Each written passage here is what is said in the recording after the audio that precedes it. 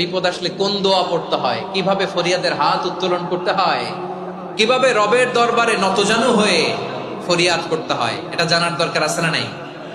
এরকম হয়েছে না যে দেয়ালে পিঠ থেকে গেছে, চোখে মুখে অন্ধকার, ওই যাব কি করব, বাঁচানোর কেউ না, এরকম হয়েছে কখনো আপনাদের? যদি হয় তাইলে এটার সলিউশন বলবো, না হইলে তো এগুলো বলে লাভ নাই। হয় হয় হয় বিশ্বনবী এরকম কঠিন বিপদে পড়েছেন জীবনের কিছু কিছু মুহূর্তে। বিপদ আসলেই প্রথমে বিশ্বনবী সাল্লাল্লাহু আলাইহি ওয়াসাল্লাম একটা দোয়া পড়তেন।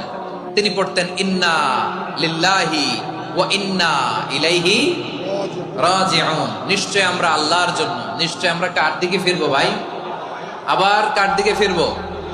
আওয়াজ করে বলুন তো, আমরা এসেছি কার কাছ থেকে, আবারও ফিরে যাব কার কাছে?